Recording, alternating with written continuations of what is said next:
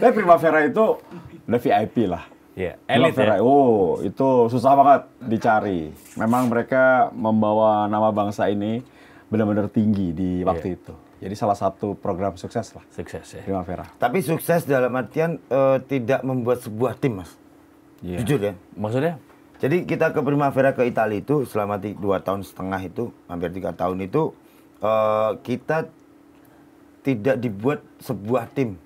Oke. Sebenarnya kalau dijadikan satu lagi, itu pasti akan sebuah tim. Iya. Tapi setelah pulang, kan kita akhirnya Bicar. dipecah-pecah kan. Oh, Akhirnya iya, saya iya. di Arseto, terus akhirnya kasus Iya. 100 rupiah 100 itu rupiah, dengan Mr. Belita. Supe. Nah, akhirnya sekarang semua Primavera Bariti itu rata-rata di jajaran pelatih. Iya. Entah di Timnas, entah di Liga 2, Iya, entah semuanya. di Liga 3, Liga 1, asisten, semua pasti ada di situ. Ada yang sudah instruktur, ada yang masih coach edukator, Iya. ada di akademi, pasti itu.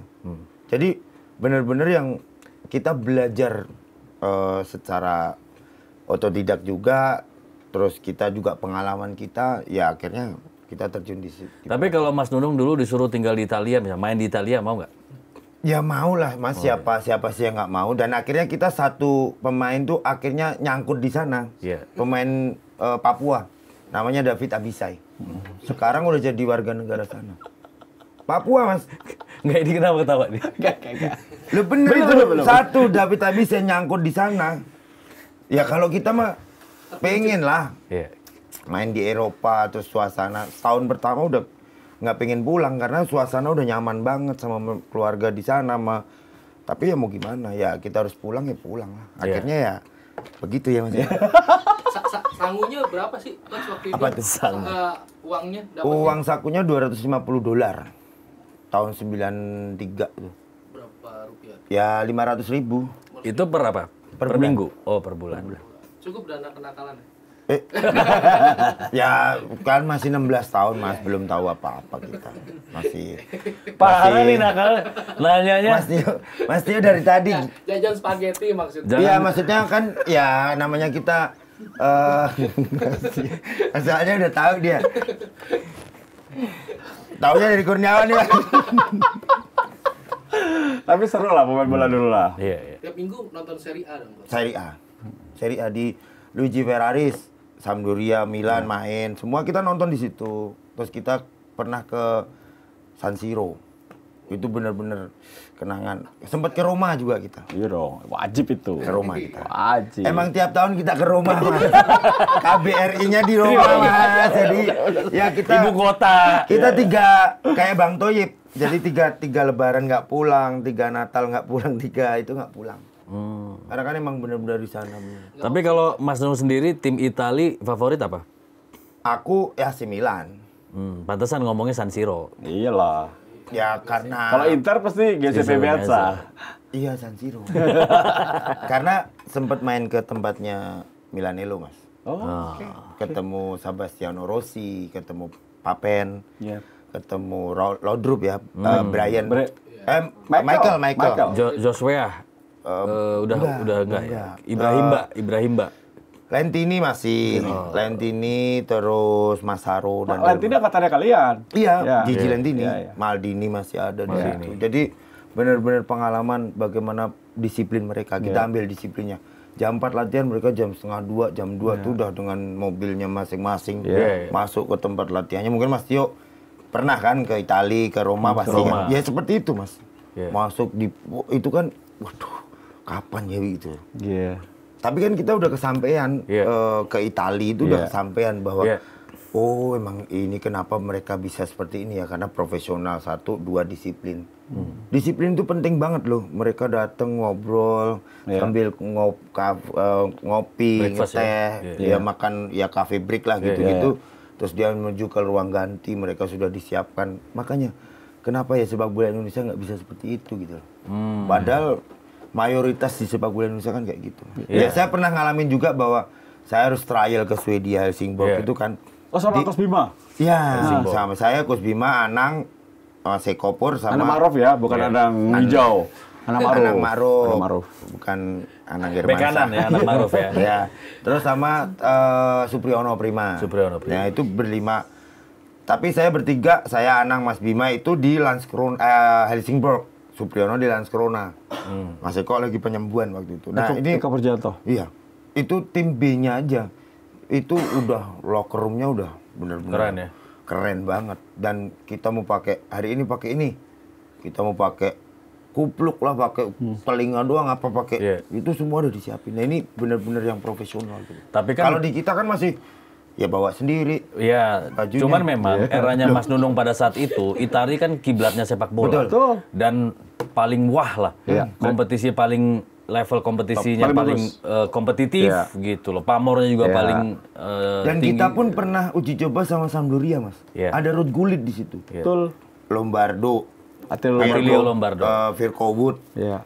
Evani, Mancini. Mancini. Kipernya Zenga kalau salah, kalau Iya, enggak iya. Paliuka. Pa- Itu wah dicoba sama mereka kapan lagi loh. Iya. Soalnya angkatannya Mas Coach Nunung ini itu bareng angkatannya sama Alessandro Del Piero sama Totti. Satu angkatan. Satu. Iya, iya. Sama-sama Primavera. Buffon. Buffon. Buffon ya. di Parma. Di Parma. Satu angkatan. Itu. Satu angkatan. Itu mereka main di Serie A, mereka balik lagi ke Indonesia. Iya, iya. Kita di seri. Nah, Itali, Mas Dong. Ya. Itali ini kan terkenal dengan Catenaccio ya. Dan juga penghasil back-back hebat. Ya. Gimana rasanya dulu ngadepin back-back Itali? Nggak bisa apa-apa, Mas. Sebagus apapun kita, mereka pinter, Mas, cerdas. Jadi mereka nggak mau nempel kita. Terus? Jadi jaga jarak. Jadi jaga jarak bener. Bola mau datang, ya istilahnya kalau sekarang tuh perception. Oke. Kalau bahasa di sepak bolanya perception. Jadi kita mau terima bola, dia sudah tahu persepsi. Ini bola mau ke sini. Oh. Jadi jaraknya Jadi dia udah pun bisa ngebaca first sudah, touch Mas. kita ya? Sudah. Iya, iya. Kita walaupun kita posisi miring begini, tapi kalau ini pasti mau ke sini nih. Dia tunggu bola pas baru dia. Jadi intercept lah istilahnya. Iya. Jadi persepsi itu akhirnya dapat Oh. intercept yang bagus. Iya, iya, iya. Tapi kalau kita sudah begini, kita udah balik, maksudnya udah terima bola, dia nggak mau. Kalau di Indonesia begini, Iya. tahu-tahu pluk. Lo bener Mas itu. Iya. Kita Jadi kan alamin. perhitungannya mesti matang. Pasti. So- Jadi ya jujur ya intelijensinya. Jadi makanya kenapa kita lawan Sampdoria itu nggak bisa apa-apa ya emang kita ditunggu. Pertama datang ke Italia pun kita juga udah main ya tuh main sama Eko main kartu kuning lah ini. Iya. Ya Om Danur marah-marah. Ya udahlah akhirnya namanya kita diajarin akhirnya udah tahu. Oke, sekarang gue mau tanya Duo Nugroho ini soal statementnya dari Coach Indra Syafri. Kita lihat dulu. Nah, ini dia. Saya siap jika ditunjuk menjadi pelatih tim nasional senior. Ini kata Indra Syafri setelah membawa timnas Indonesia U22 lolos ke final SEA Games 2019. Beliau pernah mendapatkan medali emas ya. Ya. Dan dibantu oleh tim kepelatihan yang memang banyak pelatih lokal, termasuk Coach Yayan dan lain-lain. Semuanya ada di sana. Jadi it's okay lah. Karena memang SEA Games kan bukan sebuah pertandingan yang harus Gerard Vandenberg lagi yang pegang gitu.